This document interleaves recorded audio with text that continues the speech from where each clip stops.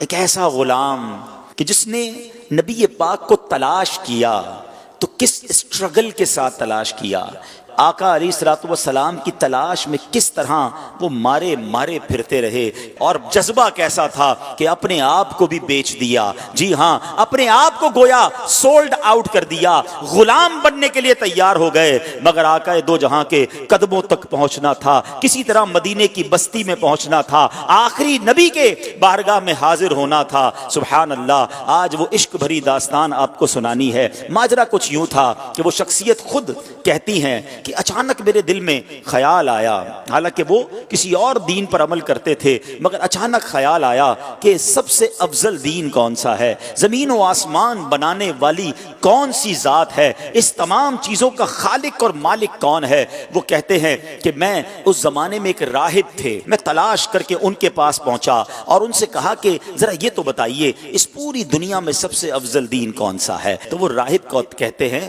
کہ تجھے یہ اچانک بات کہاں سے سوجھ گئی؟ تو کہتے ہیں نہیں، میں یہ جاننا چاہتا ہوں کہ زمین و آسمان کا مالک کون ہے، سب سے افضل دین کون سا ہے۔ تو اس نے کہا کہ پھر ایسا کرو، اگر اس سوال کا جواب چاہیے تو موصل میں، یہ عراق کا ایک علاقہ ہے، وہاں ایک راہب ہے، اس سے بڑا کوئی عالم نہیں ہے، تم ان کے پاس جاؤ، وہ شاید تمہاری رہنمائی کریں۔ ٹریول کر کے وہ کہتے ہیں میں ان کے پاس پہنچا، ان کے پاس میں رہا اور ان کے ساتھ میں عبادت کرنے لگا۔ وہ دن کو روزہ رکھتے تھے، رات کو عبادت کرتے تھے، میں بھی بالکل انہی کی طرح عمل کرنے لگ گیا۔ 3 سال ان کے پاس ٹھہرا رہا۔ اب ان کے وصال کا وقت قریب آ گیا۔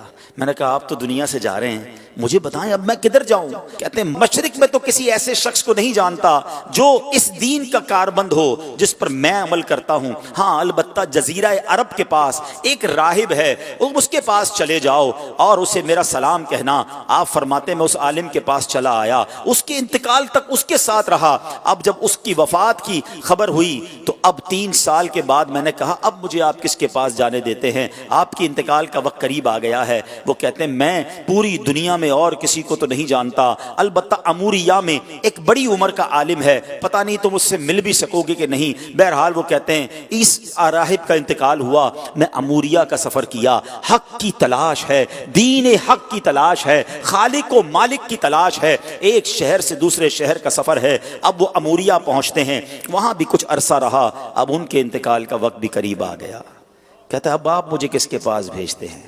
وہ کہتے ہیں اب دنیا میں میرے علم کے مطابق کوئی ایسا عالم نہیں جو حق پر ہو، البتہ ایک زمانہ قریب آتا جا رہا ہے جب حضرت ابراہیم علیہ السلام کی آل میں ایک شخص پیدا ہوگا، کئی 100 سال باقی ہیں، تم اس کو نہیں پا سکو گے، لیکن دیکھو اس کے علاوہ کسی اور کے پاس مت جانا، اگر تم وہ زمانہ پالو تو پھر تم ان کو ضرور ان کا ساتھ دینا، وہ حق پر ہوں گے۔ اور سنو اس شخصیت کی نشانی یہ ہے، انہی کی قوم کے لوگ انہیں ساحر کہیں گے، معاذ اللہ جادوگر کہیں گے، مجنون کہیں گے، کاہن کہیں گے، اور دیکھو ان کی ایک نشانی اور ہے، ہدیہ دو گے نا تو تناول کر لیں گے، صدقہ دو گے تو وہ اس میں سے کچھ نہیں کھائیں گے۔ اور سنو ان کے دونوں کاندھوں کے درمیان، دونوں شانوں کے درمیان مہر نبوت بھی جگمگا رہی ہوگی۔ میرے آقا کی بھی کیا شان ہے، ابھی دنیا میں ظاہری آئے نہیں ہے، زمانہ پہلے ہی دیوانہ ہے۔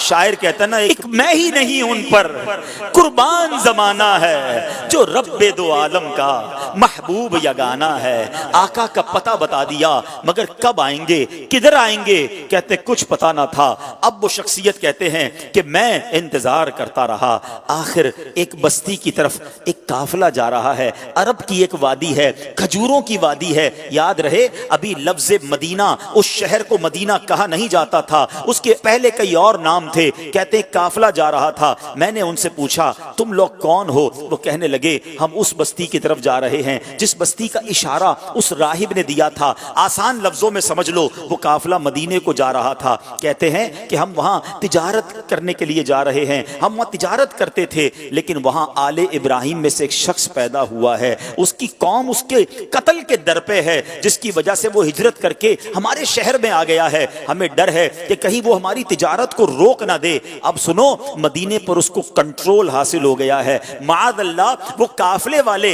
नबी पाक अलैहिस्सलाम के खिलाफ बातें कर रहे थे, मगर इस आशिक रसूल के दिल की धड़कन तेज होने लग गई। अरे ये तो वही निशानी है, मदीने में आले इब्राहिम से एक शख्स आ गया है, कौम जो है उसके खिलाफ है। कहा अच्छा ये तो बताओ, ये उनकी कौम उनके बारे में क्या कहती है? वो ताजिर कहते हैं उनकी कौम उन्हें काहिन कहती है, साहिर कहती है, मजनून कहती है।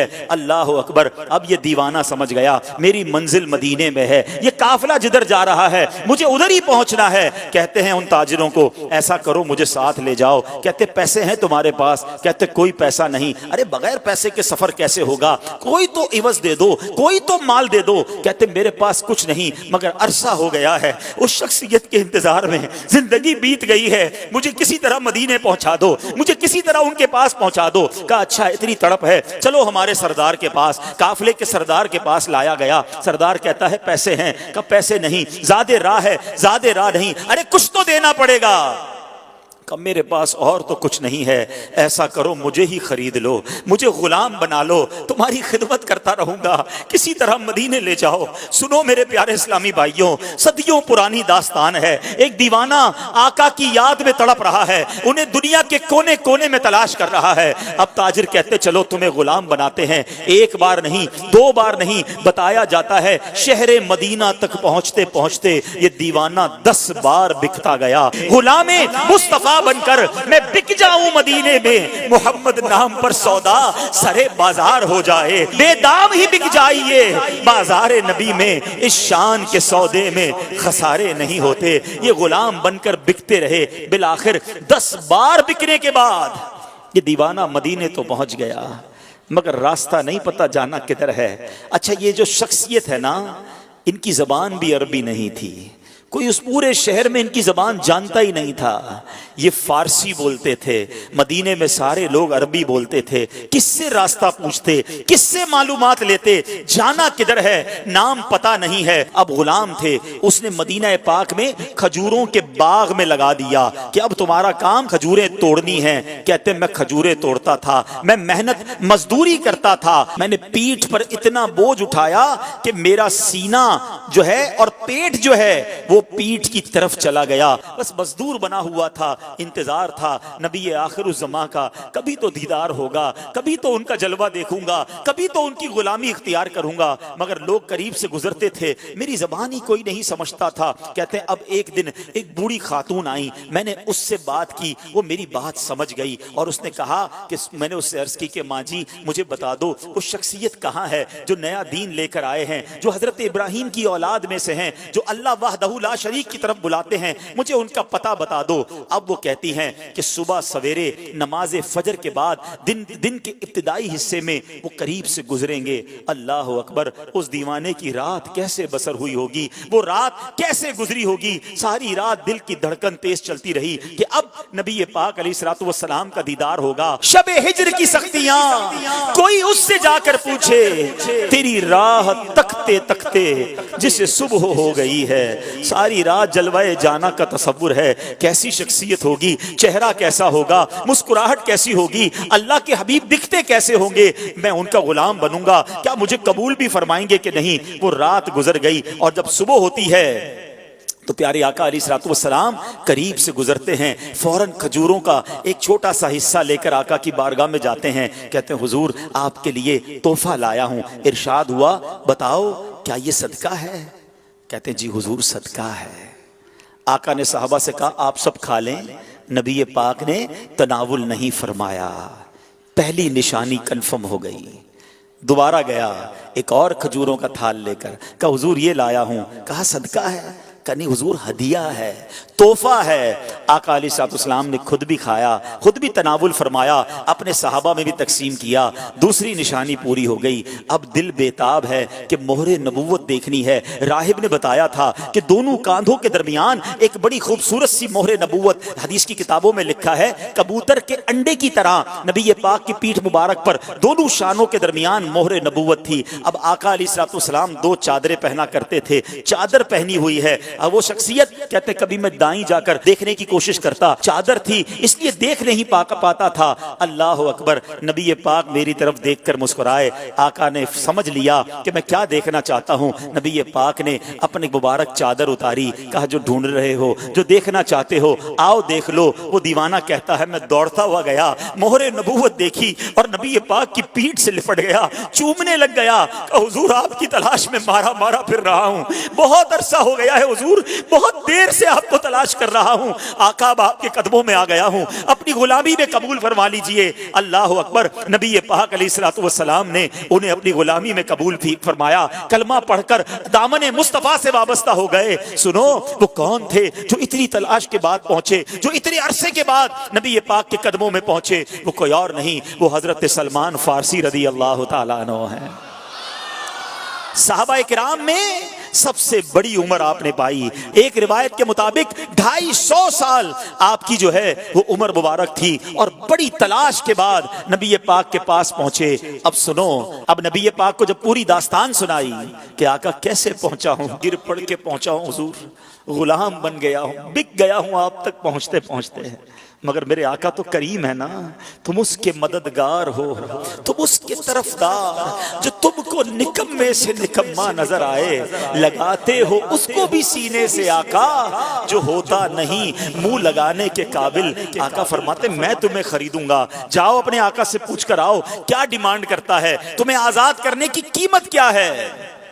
اب وہ کیا کہتا ہے، 300 درخت کھجوروں کے لگائے، پھلدار درخت، اور 40 اوقیہ سونا، یہ ملے گا تو تمہیں آزاد کروں گا۔ یہ بہت بڑی قیمت ہے، اور یاد رہے کھجور کا درخت فوراً لگاتے ہی پھل نہیں دیتا، بعض اوقات 3 سال، بعض اوقات 5 سال میں پھل دیتا ہے۔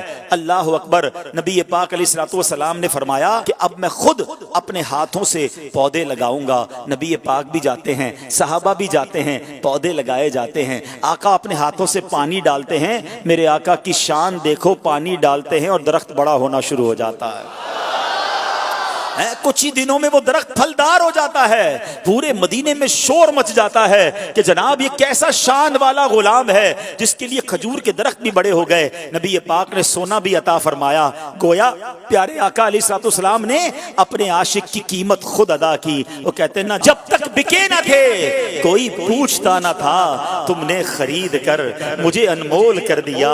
میرے آقا نے یہ باغ اپنے ہاتھوں سے لگایا، الحمدللہ 1980-85 تک جو لوگ مدینہ منورہ جاتے رہے نا، انہوں نے اپنی آنکھوں سے وہ باغ دیکھا کہ جسے سلمان فارسی رضی اللہ عنہ کا باغ کہا جاتا تھا۔ وہ پودے، وہ درخت آج بھی، آج سے 20-25 سال پہلے بھی موجود تھے، جو عاشقان رسول اپنی آنکھوں سے دیکھتے تھے۔ جس طرح قربانی کے ساتھ حق کی تلاش کی، رب کریم ہمیں بھی اپنے دین کی خاطر قربانیاں دینے کی توفیق عطا فرمائے۔ جس عشق کے ساتھ نبی پاک کا دامن تھاما، اپنا سب کچھ لٹا دیا، اللہ ہمیں بھی نبی پاک کی غلامی میں قربانی دینے کی اور خرچ کرنے کی توفیق نصیب فرمائے۔ امتحان آئے تو دنیا کو ٹھکرا کر غلامی مصطفیٰ سچی اپنانے کی توفیق عطا فرمائے۔